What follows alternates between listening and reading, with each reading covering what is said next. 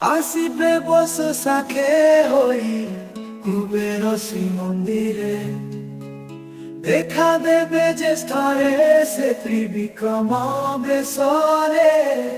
ধরিবে আষাঢ় মাসে বামন অবতার শ্রাবণরে, রহিবে ধরিবে শশিধর, পাইবে শোভা ঋষিকে ভাদ্রব মাসরে। দেখিবা আসিনে আবে পদ্মনাভ বেশরে, দামোদর বেশ সেই কার্তিকরে সাজিবে।